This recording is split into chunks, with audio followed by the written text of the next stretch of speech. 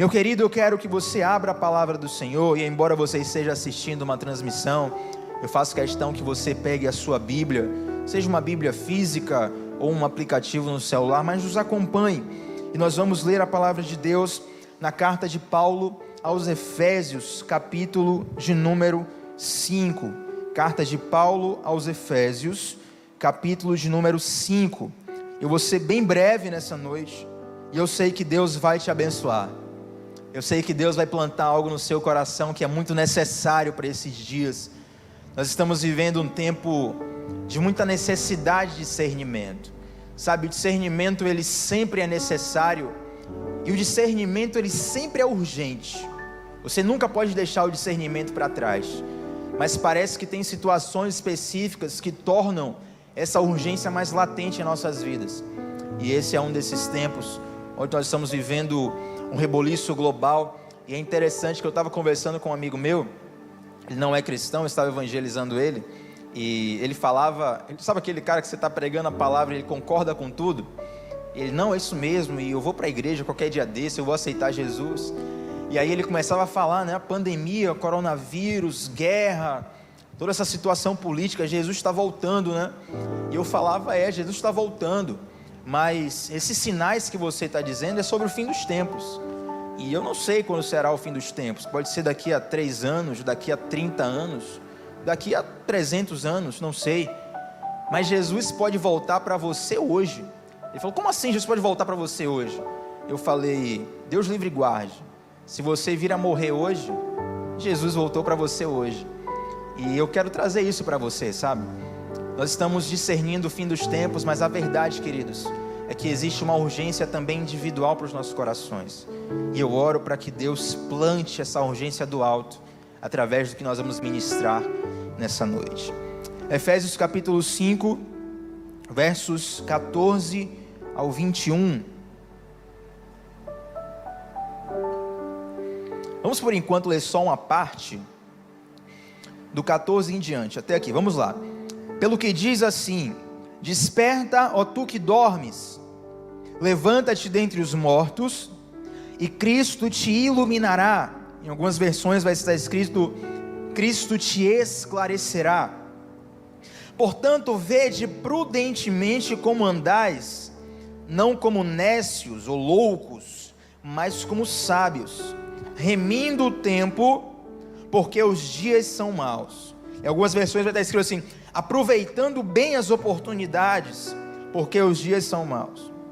Pelo que não sejais insensatos, mas entendei qual seja a vontade do Senhor, e não vos embriagueis com vinho em que há devassidão, em que há contenda, em que há maldade, mas enchei-vos do Espírito, falando entre vós com salmos e hinos e cânticos espirituais, cantando e salmodiando ao Senhor no vosso coração, dando sempre graças por tudo a nosso Deus e Pai, em nome do Senhor Jesus Cristo, sujeitando-vos uns aos outros no temor de Cristo. Aleluia. Amados, eu tenho certeza que em algum momento da sua vida, você como cristão, já se perguntou, como é que você faz para ser cheio do Espírito Santo? Talvez você já tenha se perguntado isso várias vezes, ou simplesmente tenha passado isso no seu coração. Eu costumo, pela misericórdia de Deus, pregar em alguns lugares, e sempre ao final dessas ministrações, algumas pessoas vêm até nós, ou para nos abençoar, ou para dar uma palavra de encorajamento, ou para tirar dúvidas. Então alguns vêm e falam: olha, Deus te abençoe, ou vem testemunhar, Deus falou comigo profundamente através dessa palavra. E outros vêm perguntar, e tem sempre aquelas perguntas que são trending topics, sabe? Aquelas perguntas que você já sabe que alguém vai fazer. E dentre algumas dessas, essa é uma das principais: como que eu faço para ser cheio do Espírito Santo? E é interessante que a ação do Espírito Santo, ela está presente na Bíblia desde o seu início.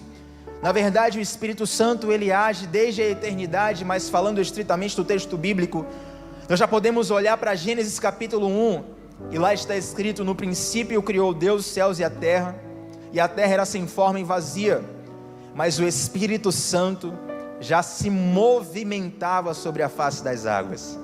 E é interessante que o Espírito de Deus ele não está presente apenas no Gênesis, mas durante todo o Antigo Testamento você vai ver a ação do Espírito Santo de um modo ou de outro, seja conduzindo situações ou usando pessoas. Você pode olhar para a vida de alguns profetas e ver como o Espírito de Deus vinha sobre ele e eles profetizavam a palavra do Senhor.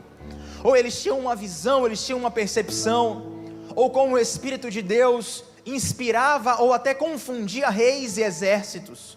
Nós podemos olhar a história de Sansão e ela é particularmente muito curiosa para mim, porque a Bíblia diz que o Espírito de Deus possuía Sansão, e os grandes atos sobrenaturais de Sansão eram atos de força. Sansão foi o homem mais forte da história, não porque ele tinha um braço mais forte do que qualquer um, mas a Bíblia relata em que diversas vezes o Espírito Santo possuía Sansão, e Sansão fazia alguma coisa sobrenatural que um homem comum não poderia fazer, como por exemplo, carregar o portão de uma cidade, ou como por exemplo, matar centenas de soldados do exército inimigo, sem a ajuda de ninguém. O Espírito Santo de Deus está presente em todo o texto do Antigo Testamento, mas particularmente tem um texto que eu gosto muito, que parece dar uma virada, uma chave, não na ação do Espírito Santo, mas na nossa interação com esse Espírito. Está lá registrada a profecia em Joel capítulo 2, verso 28, quando a Bíblia diz: derramarei o meu Espírito sobre toda a carne. Quando Deus fala isso, nós estamos agora saindo de um derramar do Espírito, que era derramado sobre reis, sobre profetas, sobre heróis, sobre ícones, mas agora há uma promessa de que toda a carne receberia esse poder do Espírito, e essa profecia ela começa a ser cumprida em Atos capítulo 2, eu digo começa porque ela ainda não terminou, o Espírito de Deus continua sendo derramado sobre a minha e sobre a sua vida. Então quando Jesus está para ascender aos céus, depois da sua ressurreição, 40 dias depois de ter ressurreto, Jesus ele olha para os discípulos e diz: ide por todo mundo e pregai o evangelho a todo povo, tribo, língua e nação, ser-me-eis testemunhas. Jesus dá a grande comissão, mas ele faz uma observação, ele diz: permaneçam em Jerusalém, até que do alto sejais revestidos de poder. Então os discípulos, e na verdade um grupo de 120 pessoas se reúnem num cenáculo, num culto que durou cerca de 10 dias, 10 dias, sem ninguém arredar o pé da igreja, buscando a presença de Deus. Eu acredito, meu irmão, quando sair o decreto aí de que tudo vai ficar normal, você vai querer ficar 10 dias aqui no culto presencial com a gente. Se alguém topar, eu fico aqui também, trago minha roupa, tomo banho, faço um desodorantezinho e a gente fica adorando aqui. Mas imagine você estar 10 dias numa igreja, cultuando, orando, buscando esse poder do alto, mas esse Espírito Santo não vem, esse tal desse poder não desce. Queridos, eu conheço pessoas que se forem em um culto numa igreja, e esse culto não for de acordo com a vontade dessa pessoa, ela nunca mais volta lá. Nós estamos vivendo a era online, e eu tenho certeza que muitas pessoas vão olhar um vídeo de um culto online, e os primeiros 2, 3 minutos serão decisivos para que essa pessoa assista ao vídeo inteiro, ou que ela saia e não volte nunca mais naquele canal. Mas imagine você passar 10 dias buscando esse derramamento do Espírito, mas a boa notícia é que ele vem, e o Espírito Santo veio sobre a igreja, e eu tenho uma palavra para você nessa noite, é que esse Espírito que foi derramado lá em Atos 2, ele nunca foi retirado da igreja, pelo contrário, ele continua disponível para mim e para você, agora mesmo onde você está. O véu do templo ele foi rasgado, e ninguém pôde costurar. Você tem livre acesso à presença de Deus. Agora eu quero que você faça uma equação comigo, pense algo comigo. Se o Espírito Santo de Deus foi derramado em Atos 2, e nunca foi retirado da igreja, por que parece que em alguns lugares, o Espírito Santo de Deus atua, em outros lugares não? Porque tem lugares que você chega e de repente, sabe, tipo Paola aqui ministrando, ela começa a entoar um louvor e você já sente automaticamente a presença. Parece que o download vem rápido, internet de fibra, e você já sente a presença de Deus. E tem outros lugares que você, nossa, que lugar frio, o céu está de bronze, você não consegue romper. Eu quero combinar, não dá tempo de fazer uma pregação sobre isso, mas vamos combinar aqui, que a gente concorda com a Bíblia, que Deus é onipotente, onisciente e onipresente. Então Deus, Ele está presente numa igreja ou num lugar que você considere super santo, como Ele está presente nos piores lugares dessa terra. Deus está presente num prostíbulo, Deus está presente numa boca de fumo, Deus está presente num shopping, num mercado, numa reunião, na sua casa. Deus é onipresente. Mas por que em alguns lugares parece que essa presença se manifesta, em outros lugares não? Porque, queridos, avivamento não tem a ver com o movimento dos céus. Muito hoje se fala sobre avivamento, e muitas pessoas olham para avivamento como se fosse um movimento dos céus. Parece-nos que muitas vezes nós olhamos para o céu e o céu está parado e a gente tem que sacudir o céu. Mas avivamento, na verdade, não é um movimento dos céus. Avivamento é uma resposta que você dá ao movimento que o céu já começou há muito tempo. A grande questão do movimento do Espírito Santo não é ele estar parado, ou estar sem vontade, ou estar cansado. O Espírito está disponível agora mesmo. A grande questão é a forma como você corresponde a esse agir sobrenatural do Espírito Santo. Só para você entender, eu quero trazer muito zelo a esse exemplo, não dá tempo de explicar tudo, mas para você entender o sentimento que existe em você, considere 3 lugares.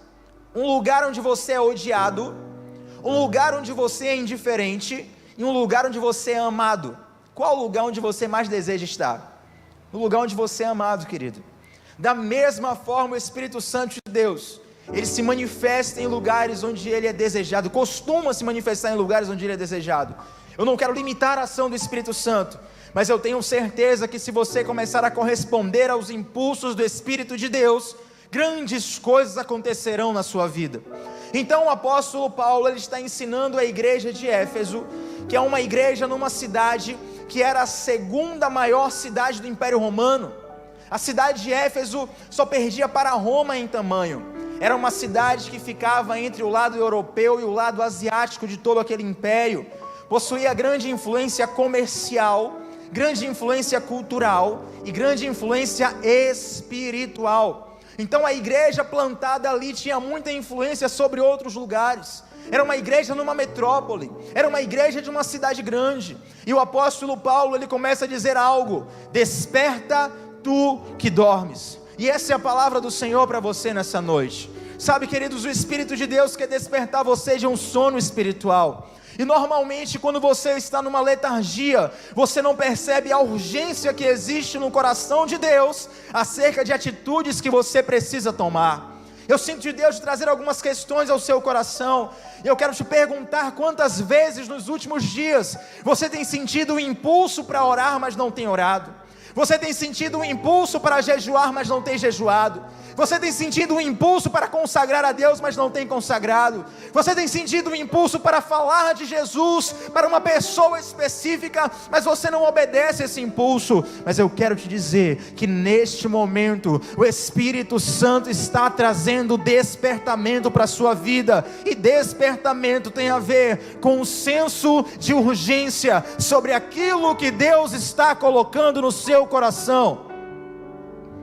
Eu me lembro, quase que com muita vergonha, era uma situação muito cômica que eu vivi, onde eu fui pregar numa cidade distante daqui de Salvador, e eu passei o dia inteiro no ônibus, né?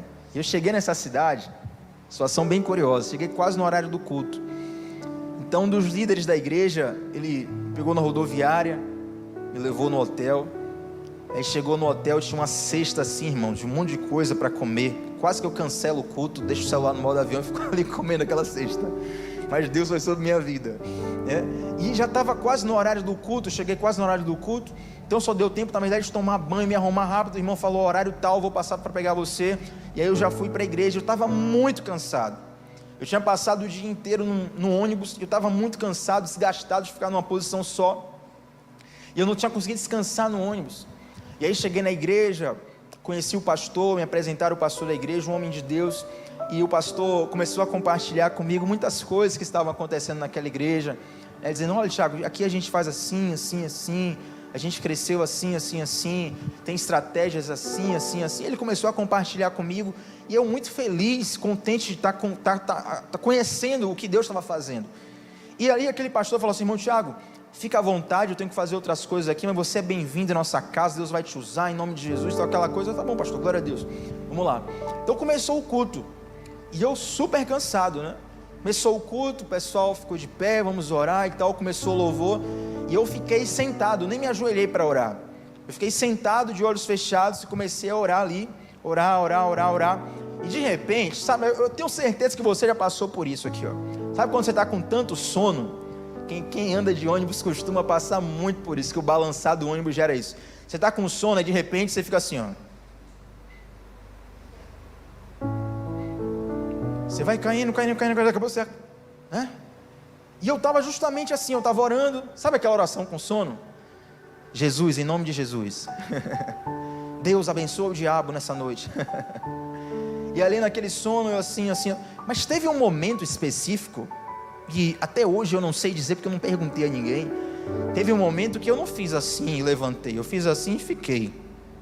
Aí depois de muito tempo eu levantei assim, a igreja adorando, o Espírito Santo lá, aquela coisa forte, e eu levantei assim, e ai, meu Deus do céu, que vergonha, o pregador da noite, dormindo no culto. E qual era, além da minha vergonha, a grande indagação que tinha no meu coração era que eu não sabia quanto tempo eu tinha ficado ali dormindo com a boca aberta babando. Porque quando nós dormimos, quando você dorme e acorda, você não sabe dizer se você dormiu 10 minutos, se você dormiu 1 hora, se você dormiu 8 horas. Quando eu era pequeno, e muitas crianças passam por isso, certa vez eu acordei 3 horas da manhã e comecei a me arrumar para o colégio. Porque igual a conta que eu fiz, eu acordei descansado, então já deve ser de manhã. E comecei a me arrumar para o colégio, mas ainda era de madrugada. Por quê? Porque quem está dormindo não tem o senso de urgência, não sabe quanto tempo está perdendo. Tiago, como eu faço para medir o sono espiritual na minha vida?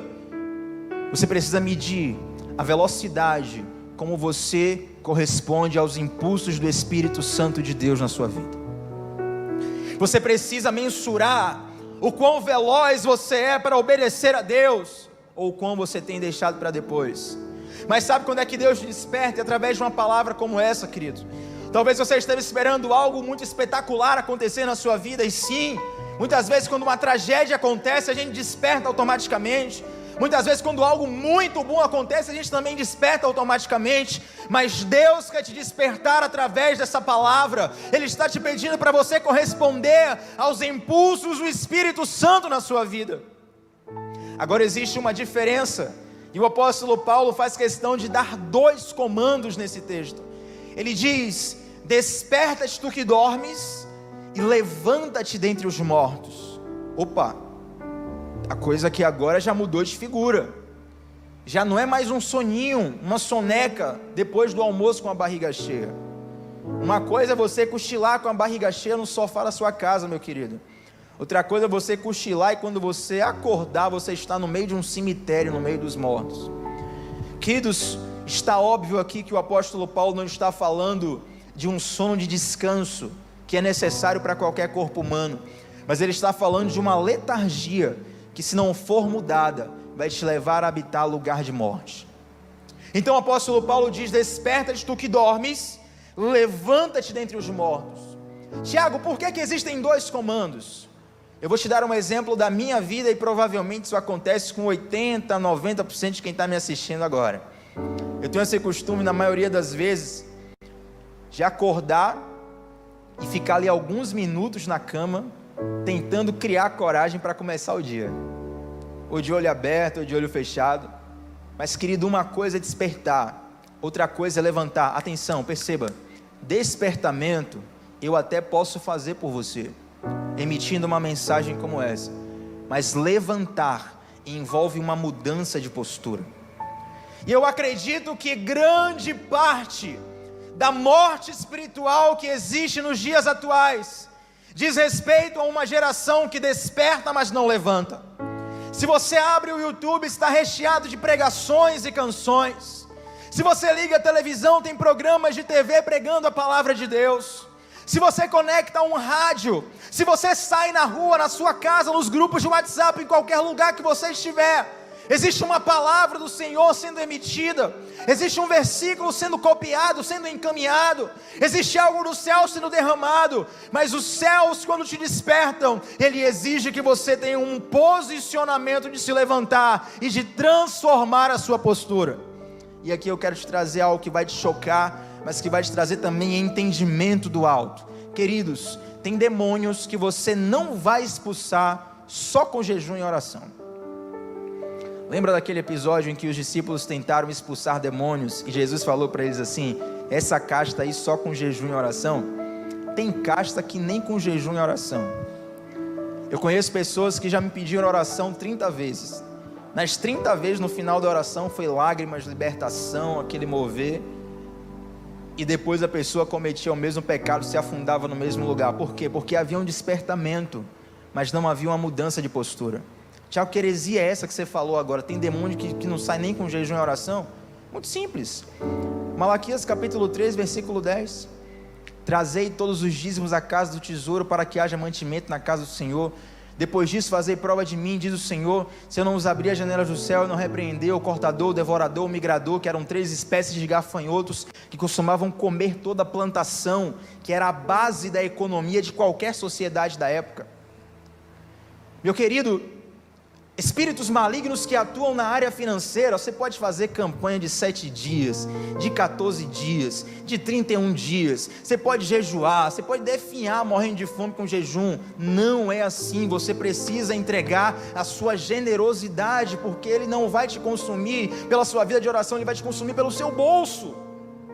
Eu só estou te dando um exemplo, para te mostrar que tem coisas que não adianta eu orar por você, que não adianta um pastor levantar a mão e derramar uma unção sobre a sua vida. Tem coisas que é você que vai ter que transformar na sua vida. Não tem como eu pedir perdão por você, a pessoa que você precisa pedir perdão. Não tem como eu parar de ver pornografia por você. Não tem como eu parar de sentir inveja por você. Não tem como você terceirizar algumas posturas que o Espírito Santo está pedindo especificamente para você. Por isso o apóstolo Paulo diz: desperta-te tu que dormes. O despertar, ele te tira de um lugar de letargia e te traz para um lugar de atenção, mas o levantar transforma a sua postura e te dá autoridade sobre o mundo espiritual. E tem uma história que me marcou muito, uma história do pastor Paulo César Baruch, ele contando que a esposa dele recebia uma consulta de uma fisioterapeuta em casa toda semana. E aí ele diz que numa dessas sessões ele estava com a dor de coluna e pediu para a fisioterapeuta, né? Falou: olha, você pode, por favor, fazer uma massagem em mim aqui, que eu estou com muita dor na coluna. E a fisioterapeuta foi lá e fez a massagem nele. E ele ficou encantado, ele ficou maravilhado. Ele pensou: nossa, que massagem. E aí aquela dor passou nele. Mas na outra semana ele chegou para a fisioterapeuta de novo e falou assim: olha, aquela massagem foi maravilhosa, mas depois de alguns dias a dor voltou, você poderia fazer outra massagem, outra sessão em mim? E aí a fisioterapeuta falou assim para ele, falou: Baruch, o que você precisa não é de outra massagem, o que você precisa é de uma mudança de postura. Queridos, eu falo com muita humildade no coração, mas como profeta de Deus na sua vida, você pode assistir 800 lives, você pode vir a 3.500 cultos, você pode ter carteirinha de membro, ser batizado, pode ser cristão há 50 anos. Tem coisas que você precisa se posicionar na sua vida e ativar os comandos que Deus está tocando no seu coração. Eu lembro de um amigo meu muito querido. Ele viveu uma vida, uma fase da vida dele muito promíscua. Você sabe, jovem, entrou na faculdade, começou a viver uma vida completamente promíscua. E aí ele começou a se prostituir, começou a se envolver com muitas mulheres. Mas chegou um ponto da vida dele que ele voltou para o Senhor. E o encontro dele com o Senhor, o reencontro dele, ele se afastou e voltou, o reencontro dele foi muito marcante, muito forte. Deus assim pegou ele de um jeito, sabe, muito profundo. E aí Deus deu uma palavra específica para ele. Isso aqui não é doutrina, não quero aqui mandar ninguém a fazer nada, mas uma palavra específica para ele, Deus falou assim para ele: ó, quero que você chegue para todas as moças que você bagunçou, vamos usar essa palavra, sabe? Que você não foi homem com elas, você usou elas. Quero que você chegue para todas elas e peça perdão. E essas moças nem crentes eram, né? Então ele vai lá vai ele, fez uma lista de todas as moças que ele usou, que ele abusou emocionalmente, que ele não teve um compromisso como homem de Deus. Ele começou a entrar em contato com essas pessoas: olha, eu quero te pedir perdão, hoje eu sou cristão, e o Espírito Santo de Deus está me pedindo para te pedir perdão sobre isso, e eu sinto de Deus e tal. E assim, algumas mulheres ficaram encantadas com aquilo: nossa, que atitude muito bacana, né? Outras tipo, nem precisava não, velho, mas se isso é bom para você, tudo bem, não precisava, me ligado. Teve uma pessoa específica que ficou muito magoada e não aceitou esse pedido de perdão, e na verdade aproveitou que ele entrou em contato e desandou a derramar desaforos. Pesado, muito pesado, muito pesado. Mas ele se sentiu em paz porque ele pediu perdão a todas aquelas pessoas. Ele ficou um pouco triste em relação a palavras pesadas que ele recebeu dessa pessoa. E isso me ensina, queridos, que muitas vezes obedecer os comandos de Deus não significa que as pessoas vão entender o que você está fazendo. Não significa que vai ficar tudo bem. Talvez, eu sinto muito forte isso no meu coração. Talvez você precise pedir perdão a alguém que não vai entender seu pedido de perdão. E quando você for pedir perdão, a pessoa vai te xingar, vai te excomungar, vai te humilhar. Mas isso não tem a ver propriamente apenas com você e ela, tem a ver com você e Deus. Nem sempre um pedido de perdão restaura um bom ambiente. Mas você precisa, como pessoa de Deus, como homem e mulher de Deus, dar o primeiro passo naquilo que Deus tem te pedido. Talvez você precise abrir mão e renunciar coisas que a sua família não vai entender. Talvez você precise ter coragem de começar a falar do Evangelho para alguém que você sabe que odeia o Evangelho, que não vai te receber bem, que vai te humilhar como cristão. Mas eu te desafio a você despertar e levantar. O apóstolo Paulo vai dizer assim, ó: desperta-te tu que dormes, levanta-te dentre os mortos, e Cristo te iluminará. Meu irmão, quando você se posiciona correspondendo ao Espírito Santo de Deus, a luz que vem do alto começa a clarear o seu dia, começa a clarear o seu coração, começa a clarear a sua vida. Tem respostas que você está clamando do céu, mas eu quero te dizer, o céu também está pedindo respostas da sua vida. Tem respostas que você está pedindo do céu, mas o céu está pedindo respostas da sua vida. Tem atitudes que você está clamando, dizendo: Deus faz isso, Deus faz aquilo, Deus faz aquilo outro, mas Deus também está lá no céu dizendo: filho meu, faça isso, aquilo e aquilo outro. E quando você obedecer, a luz que você precisa na sua vida vai ser esclarecida pela obediência que você tiver.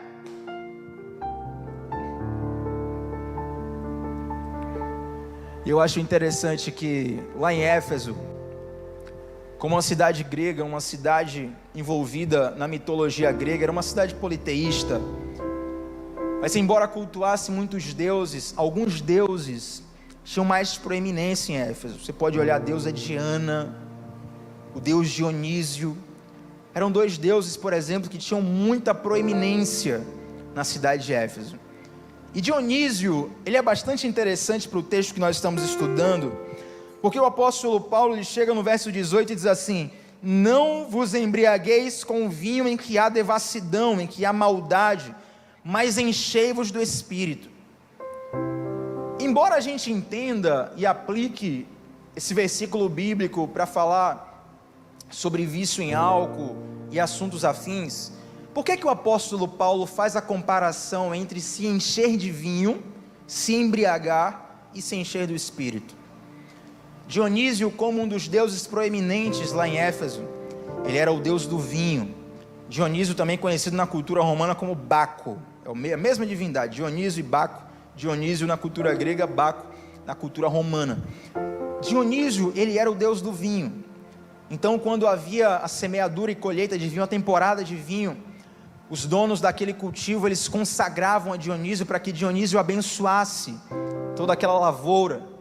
E normalmente os cultos a Dionísio, eram regados a orgias extremamente pesadas, e como forma de motivar as pessoas a participarem dessas orgias, eram liberados grandes cargas, grandes quantidades de vinho, porque o vinho, como nossa própria cultura, você deve ter ouvido isso já em algum lugar, o vinho costuma deixar a pessoa mais solta, né?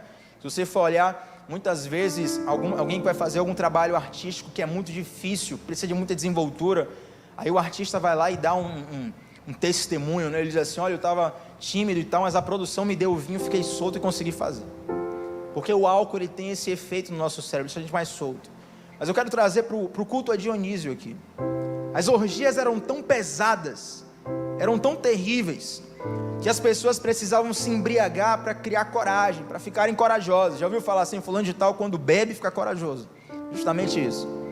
Então as pessoas se embriagavam, se embebedavam, e somente assim elas conseguiam cultuar bem a Dionísio, elas conseguiam fazer a vontade de Dionísio. Então o apóstolo Paulo, ele traz um comparativo.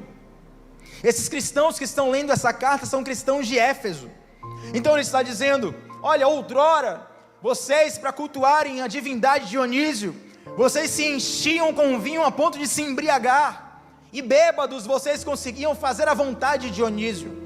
Mas agora, para você fazer a vontade de Deus, da mesma forma em que você se embriagava, você precisa se encher do Espírito Santo. Amado, eu quero te dizer algo: não adianta você tentar viver uma vida religiosa, tentando seguir preceitos pela força da sua carne. O máximo que você vai conseguir é ficar 1, 2, 3 dias sem pecar, mas você vai cair de novo.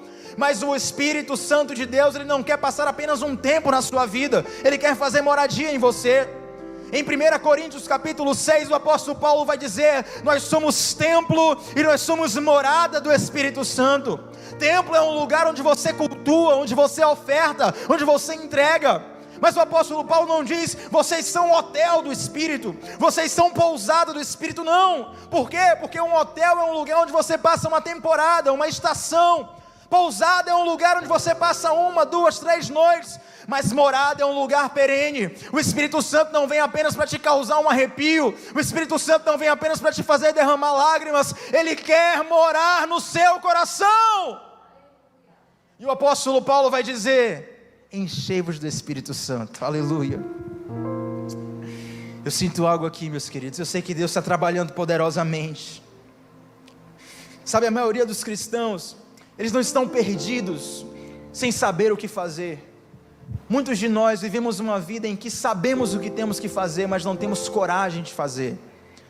Da mesma forma que o vinho deixa uma pessoa corajosa, o Espírito Santo de Deus quer te encorajar nessa noite a você tomar posturas que você já deveria ter tomado há muito tempo. E sabe, tem um ditado, eu não sei se é chinês, japonês, é oriental, tem um ditado que diz assim: para você provar do meu chá, você tem que esvaziar a sua xícara. Imagine que eu estou tomando uma bebida muito boa, vamos colocar um café. Não tem nada melhor que café, né? Tem alguma coisa melhor que café, Paola? Não tem. Paola disse aqui que não, então, irmãos, né? Discutam com ela. Imagine que você vem me ver tomando café, você quer tomar café também, mas você vem com a xícara cheia. Se eu colocar café na sua xícara cheia, vai cair o meu café e o seu. O que é que você tem que fazer? Você tem que esvaziar a sua xícara. Ou você toma o seu café ou você joga fora. Para você provar do meu chá, você tem que esvaziar a sua xícara. Amados, muito do que diz respeito a se encher do Espírito, também diz respeito a nós nos esvaziarmos de nós mesmos. E o Espírito Santo está falando com você sobre coisas que você precisa abrir mão, sobre coisas que você precisa renunciar, sobre coisas que você precisa entregar no altar. Eu posso me lembrar com muita alegria hoje, mas eu lembro o quanto que eu sofri diversas coisas, diversas situações, e que naquele momento Deus me pediu algo, e eu não sentia vontade de entregar a Deus.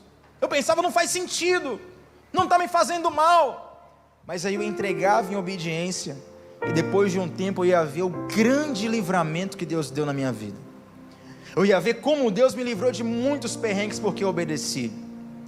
Eu quero encerrar te dizendo uma coisa: o agir de Deus ele é muito mais parecido com uma escultura do que com um quadro. Um quadro você pinta do zero, você pega um quadro em branco, preto, enfim, não sei, você começa ali a partir do zero, a criar a sua arte, a desenhar a sua arte. Muitas vezes o agir de Deus, queridos, e Deus é o artista dos artistas, esse Deus faz a arte, né? Deus, ele trabalha com a escultura. Eu amo ver vídeo de escultura. Sabe qual é o grande encanto que eu sinto numa escultura? É que um escultor, ele pega uma madeira, uma pedra, um gelo bruto, não sei, vamos usar o exemplo de uma madeira. A escultura pode ser feita em várias coisas. Ele pega uma madeira bruta, e você olha ali, só está o tronco. E aí você começa a assistir o vídeo, aí o cara começa a cortar a madeira. E você pensa, onde é que isso aí vai dar? Isso aqui está tomando forma disso. Aí daqui a pouco ele faz outro corte, está tomando forma daquilo.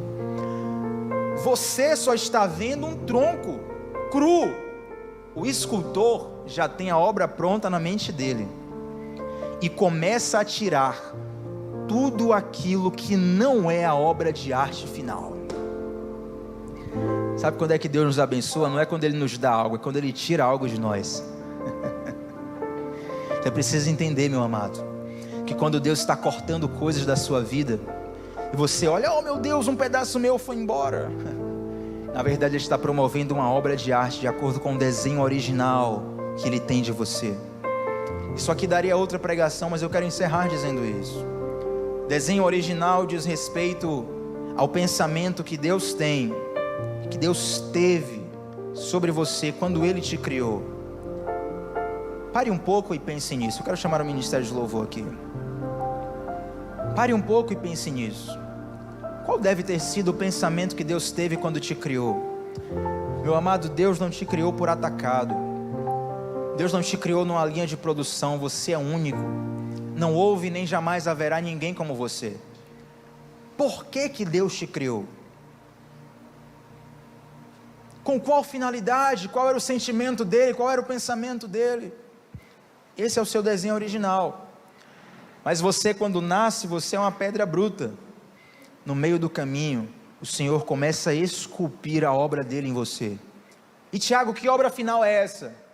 É a imagem de Cristo, que está reluzindo em todos aqueles que são filhos de Deus. E quanto mais você vai se tornando parecido com Jesus, o Espírito Santo vai trabalhando em você, e ser cheio do Espírito é isso, querido, é você ser transformado de glória em glória, conforme esse desenho, esse design original, que é a imagem do primeiro filho, do primogênito, do maior dos irmãos, que é Jesus Cristo de Nazaré. É essa obra que Deus quer tratar em nós. Mas avivamento não diz respeito ao movimento dos céus, diz respeito a uma resposta da terra. Nesse momento, através dessa mensagem, o que Deus quer trazer ao seu coração é um senso de urgência, para que você corresponda aos impulsos do Espírito Santo.